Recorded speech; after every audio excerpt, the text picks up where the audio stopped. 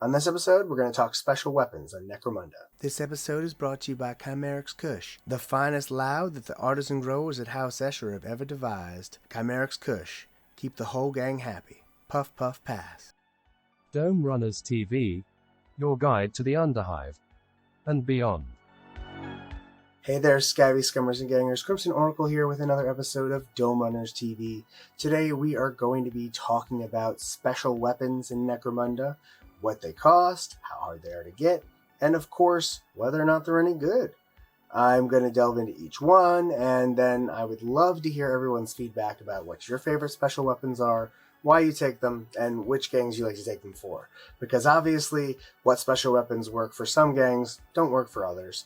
And I think it's an interesting topic, and I think that as we start to get into kind of the special and heavy weapons, there is a lot more kind of divisive opinions than just what people think about the basics for pistols and basic weapons. So I would love to hear everyone's feedback. I'd love to get everyone's thoughts.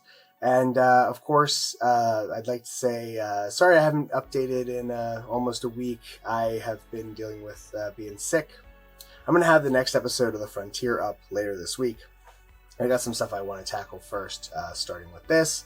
And then Wednesday, I'm hoping to have up another video essay about a topic that I think is pretty important both to our hobby and to our sort of world in general. So I'm going to try to kind of mix in those topics more in order to get a variety of stuff out every few days. So with that, check out the show's merch store. For the first time, I have an actual Etsy shop. You can get various shirts, t-shirts, sweatshirts, etc. You can get them with the Dome Runners logo, with Wally the Servo Skull, and you can get them with the various fake show sponsors that I have. There's lots of different ones to choose from, so check it out. And with that, let's hop into talking about special weapons in Necromunda. If you like our content, don't forget to like and subscribe, and for as little as $2 a month you can become a patron and help support the show. So first up, we've got the Flamer. This is 140 credits in Rarity 7. It's a template weapon, so it auto hits. It is Strength 4, AP -1, Damage 1, a 5-up ammo roll, and Blaze and Template. And let's be honest, everyone loves Flamers. Flamers are short range, they're situational, but they are absolutely dominating at what they do, which is being a deterrent from your opponent getting close and completely disrupting your opponent when you manage to land a shot, especially when you can hit more than one of your foes. The fact that Blaze is going to put down half of your enemies on fire, regardless of whether it wounds them, is amazing. Strength 4 is going to, it's going to hurt Goliaths 50-50. It's going to hurt everybody else, or not ogres, but everybody else 2/3 of the time. And then AP -1 is great. So I really have no complaints about the Flamer.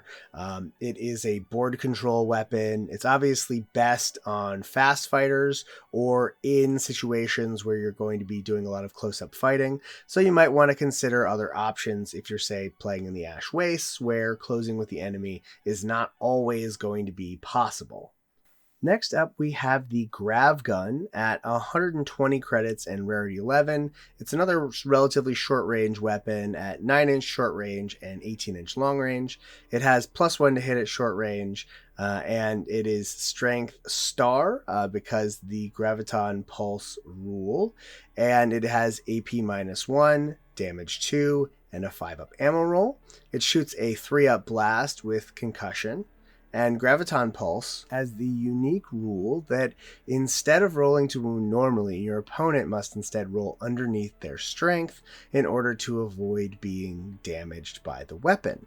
Now, this is an interesting situation because I do think that it's a very effective weapon. It's a template weapon. That's always good. It's a little bit short range. And then the other thing the Graviton Pulse rule does is it leaves a gravity well there that the opponent will take a penalty for moving through. So this is a pretty cool weapon. It allows you a certain amount of board control the same way that the Flamer does, because you can block off points of the battlefield and make it so moving through them seriously slows down your opponent. And it is fairly effective at wounding. I mean, your opponent has to roll a 1 or a 2 in order to avoid being wounded if they are toughness 3. It's less effective against the... if they're strength 3, it's less effective against the stronger fighters out there, but there are plenty of opponents who are going to be strength 3, and strength is generally not buffed as often as toughness. So this weapon has a lot of uses. That said, it is only 18-inch long range, and it is only AP-1 in damage 2, so it's fairly expensive, and you really need to be using it for both damage and board control in order to get the most out of it. That said, template weapons are also really good in pitch black situations, as you don't have to worry about targeting specific opponents. So I think it's a very nifty weapon, and I think that there are a lot of situations where it's very, very useful. Next up, we have the Venerable Grenade Launcher, which comes at 65 credits and Rarity 8 with both frag and crack grenades. The frag grenades are short range 6 inches, long range 24 inches, and they are -1 to hit at short range. They have strength 3, AP dash, damage 1, a 6-up ammo roll, blast 3 inches, and knockback. Frag grenades are extremely useful at taking out opponents who are doing a lot of group activations. They're inexpensive compared to a lot of the other special weapons, and the fact that they do damage to everyone under the template and knockback means that you could potentially be blowing a bunch of people off of a ledge. You could be hitting, a bunch of pets that particularly pet heavy fighter or champion is bringing along with them. It's a very nifty weapon. And then, of course, with the crack grenade, you have the same range and modifier, but instead of being a small blast, you get a strength 6, AP-2, damage 2 shot, which is better than a bolt gun. It's better even than like the low plasma setting, other than not being as accurate at short range. But it's a really, really useful tool, because this means a single weapon has the ability to both hurt your most elite opponents. I mean, this thing wounds Ogrins on a 3-up. It's a damn useful shot. I will recommend that if you are going to take one of these, don't take too many, because it can start to make the game not fun. It really shuts down your opponent's movement when they can't kind of come through the doorways or whatever, because you are blasting these pie plates at them. So be circumspect about it, but this is an absolute standby. It's affordable, and it's useful, and it's effective. The grenade launcher is just an absolute classic. It also has access to a number of additional ammunition types. Choke gas is 35 credits and Rarity 9. It has the same range and modifier, and this one has a 5-up ammo roll, the blast 3-inch rule, and the gas and limited rules. Gas weapons are incredibly potent. They ignore armor completely, and they wound on toughness the same way that the toxin weapons do, and they go straight to wounding rather than inflicting wounds. This makes this weapon an absolute showstopper. If you get a bunch of people under this, you may wipe out all of them. It's so good. Also, if your campaign is allowing you to purchase Escher chems from your Escher player, then you can enhance this with a bunch of different additional abilities, which is really fun. These weapons being so flexible, it's a little bit expensive. You're going to have to pay 100 credits for the grenade launcher and the ammo, and it's not going to stick around. You're going to run out of it eventually because it's limited, but it is a damn useful weapon. Next, we have Photon flash grenades for the grenade launcher. These are 15 credits, they're Rarity 9, and they have the same range modifier and a 5-up ammo roll and blast 3 inches. And these have the flash trait. So these are not going to wound your opponent, but instead it is potentially going to put your opponents off their feet, knocked over with a flashbang, and that is a really useful option because you are knocking your opponents over, you are hitting them with flash, which means that they have to pass an initiative check or they're going to be blinded. And even opponents who have photo goggles, if it's someone like a Goliath or another fighter of Ansar who doesn't have very good initiative, there's still a decent chance that that fighter is not going to be activating whenever their next activation is, which is amazing. So definitely don't sleep on Photon Flash on the grenade launcher. It's so effective, it's inexpensive, it seriously increases the effectiveness of that weapon in situations where you want to be disrupting your opponent instead of trying to do as much damage as possible. Next up, we have the Scare Gas grenades, 45 credits and Rarity 10. These have the same range modifiers as the regular grenade launcher, and they have the Blast 3 inches, Fear, Gas, and Limited rules. Now, this is a bit of an odd duck as far as weapons go. It's more expensive than the gas grenades, but it doesn't do any damage. Instead, if you would inflict a wound roll, it goes to your opponent making a cool check to see if they break at -2. And while that is a fun way to really mess with your opponent, it's very expensive, and the weapon itself is, I think, overall less effective than the cheaper gas shells.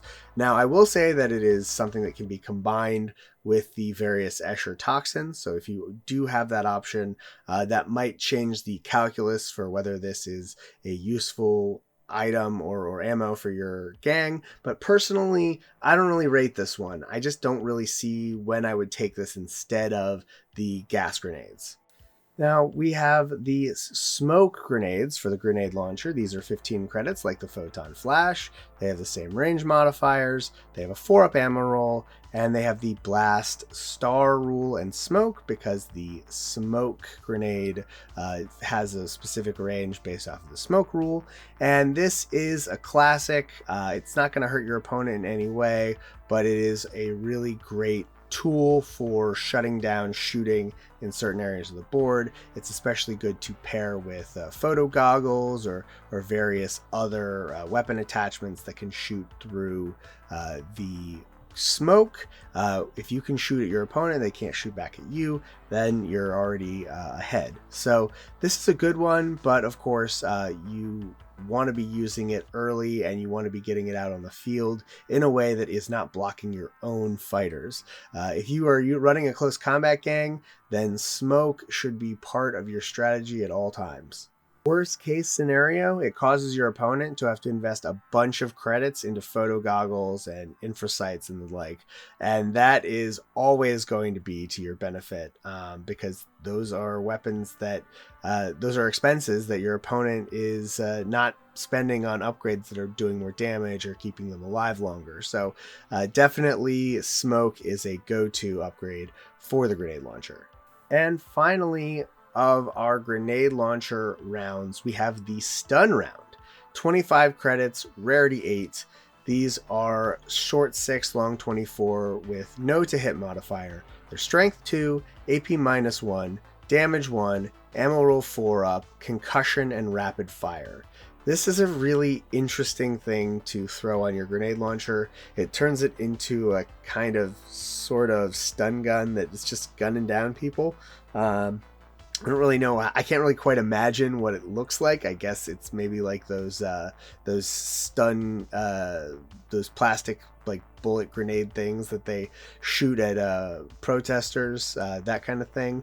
It's definitely a weird weapon.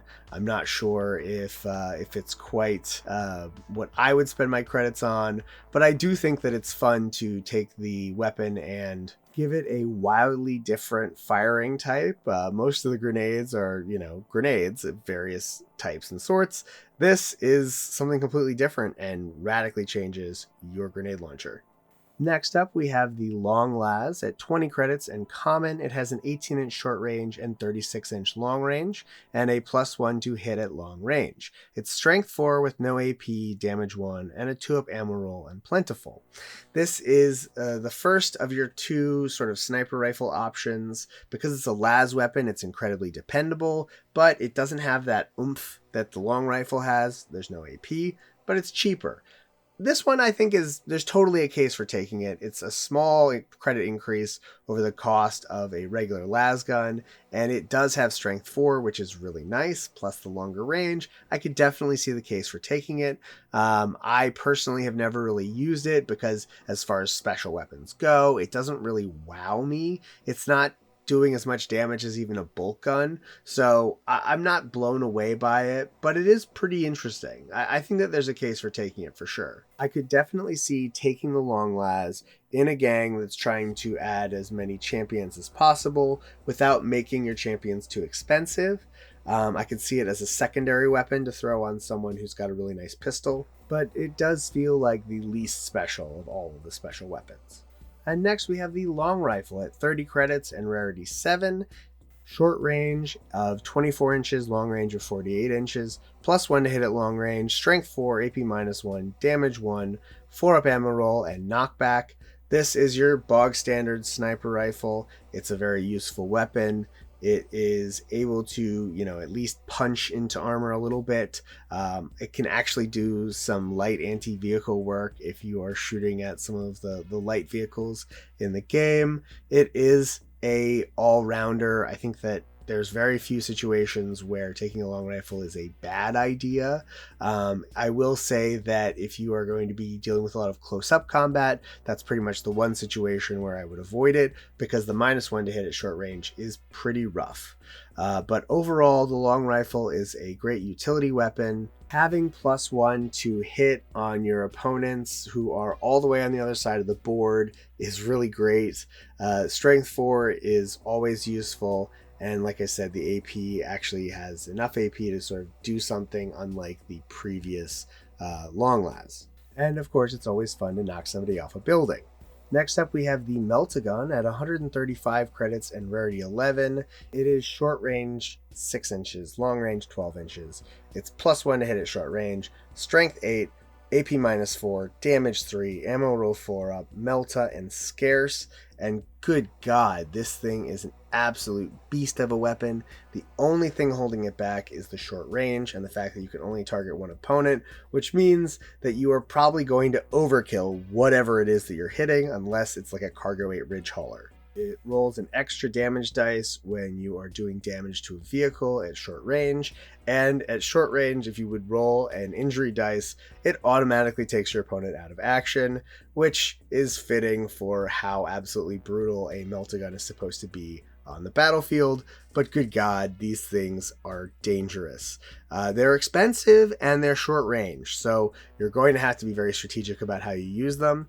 Personally, I don't take them very often because they're so much overkill. I think that spreading your damage around is always a good idea, but it is a hell of a good weapon. And if you look at the cost difference between a plasma gun and a Meltagun, those extra credits guarantee your opponent is down. But you do have to sacrifice in the range zone. So I think it's a useful weapon, but personally, I think that there's a lot of other weapons that compete for this particular slot. So I tend to not take it as much. Next, we have my overall favorite special weapon as an Escher player, the Needle Rifle. 40 credits, rarity 9. It is only short range 9, long range 18, but it does have +2 to hit at short range.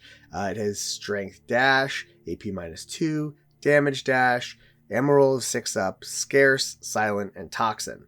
So toxin weapons are always useful. Throw in a chem synth and you're wounding everybody even more likely.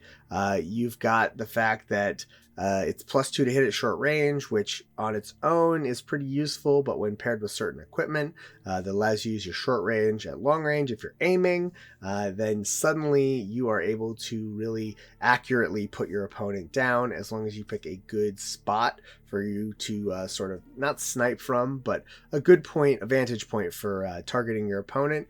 And you are going to be absolutely putting people down with this thing. Toxin is amazing. The bypassing the damage aspect of the game is fantastic for taking out leaders and monsters. And overall, I think the Needle Rifle is a wonderful weapon. The biggest thing holding it back is the short range. It is really hard to make this weapon the sort of cornerstone of your gang because it only has an 18-inch range and it's not getting that +1 to hit or +2 to hit at those medium bands. But I think that the Needle Rifle is a lot of fun. And of course, if you have access to the Escher toxins, it does allow you to do all kinds of fun stuff to your opponents with it to really up that damage threshold. It's cheap, 40 credits. I think that there's a case for taking one, certainly. Next up, we have the Plasma Gun, one of the absolute most venerable special weapons in the game. At 100 credits and Rarity 9, it is incredibly useful. At short, 12-inch, long, 24-inch, this gun is always going to be brought to bear. It's +2 to hit at short range when you're using the low fire setting, which is absolutely ridiculous. Strength 5, AP -1, damage 2, 5-up ammo roll. And did I mention that it's rapid fire 1? So you can hit your opponent up to 3 times. And of course, it's scarce, so if you do run out, you run out. This is almost always how I fire the gun, because that +2 to hit at short range combined with the rapid fire, it's just so useful. You're really putting people down with this thing. And if you happen to be, firing near other opponents, if you miss, you might hit them with some of the stray shots anyway. So I think it's a really, really great gun. Obviously, everybody else thinks that too. I personally tend to avoid them just because they're so popular. And of course, the gun does also have a higher setting, same range.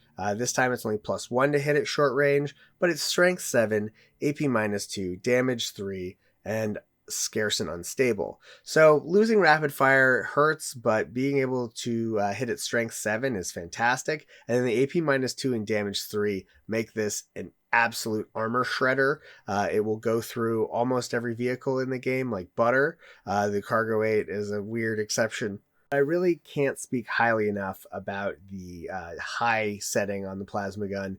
It is an absolute taskmaster. So overall, I think the plasma gun has earned its place as one of the default special weapons. It's just really hard to disparage it. It's a great gun, and it's at a very reasonable price. And the last of our regular special weapons, we have the web gun at 125 credits and Rarity 9. This is a template weapon, so it auto hits, strength 5, AP dash, damage dash, ammo roll 5-up, silent, template, and web. And the web rule is so good. It puts your opponent to seriously injured. If you successfully wound them, they don't get to make an armor save. It doesn't worry about wounds. It's absolutely fantastic. And if they stand up, they still get a flesh wound. And you can coup them. It's really an all-around fantastic tool. It is one of those guns that can be a little bit fun ruining if you use it too much, or in situations where you're absolutely devastating your opponent. So be careful with this one, because we're all trying to keep our friends here when we play these games. Now, last we have the combi weapons. First, there are 2 combi auto guns. The auto gun component is a normal auto gun, so it has a short range of 8, long range of 24, +1 to hit at short range, strength 3, AP dash, damage 1, ammo 4-up, and it has the combi and rapid fire rules. And then, of course, the secondary components, which are what you're going to be firing first most of the time, are the flamer at 110 credits and Rarity 10. It works like a normal flamer, but it does have the unstable rule, so you're going to need to be careful, or you could have this thing blow up on you. And then, of course, the grenade launcher is 30 credits, Rarity 7, and it only comes with the frag grenades, which you can purchase the additional Krak grenades for 25 credits at a final cost of actually still less than the regular grenade launcher, but of course you have to deal with the fact that you have to make that rarity roll in order to get it, so it's not necessarily a full replacement, but it is a very useful, very affordable special weapon. And of course you can also buy it stun rounds, although I'm not sure I see the utility as much in stun rounds when you already have an autogun component on the gun. For these, I think that the flamer is not as useful as just buying a regular flamer, simply because you're going to have to be dealing with unstable, so why even bother with that, paying an extra 10 credits when you could already have an auto gun and on your back for 15. So I don't think that's as useful. The grenade launcher is so thematic. I mean, you can imagine the M16 with the underslung grenade launcher from various action movies that we watched as children. And I think that there's definitely a case for taking it, as it's very affordable, and it is, you're increasing your utility a little bit. If you run out of ammo on those grenades, you've still got a rifle, and it only takes up one weapon slot. So I can definitely see the case for taking it. And next up we have the Combi Bolt Gun, which is a standard bolt gun up top. Short range 12, long range 24, plus 1 to hit at short range, strength 4, AP -1, damage 2, 6 up ammo, combi, and rapid fire 1. And of course, the secondary components, you've got a flamer for 180 credits with rarity 8, and of course it also adds unstable. And you've got the grenade launcher for 60 credits, rarity 8, crack grenades for 25 credits and rarity 8, and stun rounds for 20 credits and rarity 8. This one, I definitely think that the flamer is the more useful of the two. I think that it does not justify the extremely high price, but it is awesome for a single weapon slot to give you those two different utility weapons. It's especially useful on mounted models who are both fast enough to get into flamer range and have an additional restriction on the number of weapons that they can take. So I think it's good for that, but it is very pricey, and the unstable is a little risky. And then the grenade launcher, I just don't see as much. I think that having to pay the 85 credits for the crack grenades is just not that great. But of course, your mileage may vary. Everybody's experience is different. So I'd love to hear your thoughts on this one. And then the bolt gun can also be paired with the Melta for 170 credits and rarity 12, Needler for 90 credits and rarity 10, Plasma for 115 credits and rarity 10, and each of these is, kind of varying levels of useful. The Melta, I think, is the one that has the most utility, being able to combine that excellent range on the bolt gun of 24 with the fact that when you close you can switch to the Meltagun and absolutely annihilate your opponents is fantastic. That said, 170 credits is a steep price, and rarity 12 makes it pretty hard to come by. But the Melta component is, I think, the best of these options. The Needler at 90 credits and rarity 10 it's not fantastic, simply because you're just not going to be shooting the Needler that often. Kind of the benefit of the Needler is its affordable price tag, so putting it up at nearly the cost of a plasma gun really reduces the utility a lot. So I don't love the Combi Needler. I pretty much only take them in Escher as like a mark of someone being important, because I think that it's a great thematic choice, but it doesn't really make as much sense as just a pure Needler to me on a champion or what have you. And then finally, the Plasma. Again, I don't particularly like this combination. You only have the basic fire on the Plasma. You don't have the high damage output version. And as a result, you kind of wind up with a plasma gun that has an extra option if you happen to run out of ammo. It's only 15 credits, so I can understand taking it, but I just don't see it as being that useful. Running out of ammo is not something that happens so often that I want to pay that extra. And the fact that it's rarity 10 means you're going to have to fish for it. And I don't know. I'm just not as captivated by putting a combi plasma on the battlefield, because it really feels like those two things do very similar jobs. So why double up? That's going to do it for this episode. Excuse me playing with this new colored light that I got. I just really enjoy being able to kind of mess with the visuals here. Thanks as always for watching. Thank you to Carl Casey at Whitebat Audio for the show's music. And of course, thank you to all of the wonderful patrons who help this channel stay on the air. You guys are the real heroes. And you too can become a patron for as little as $2 a month. Just hop on over to patreon.com/domerunners and check it out. And of course, the show has a podcast. I've just been kind of down and under the weather, so I haven't gotten the next episode edited yet, but it should be done this week. And with that, everybody out there, stay safe, and don't forget to change your paint water.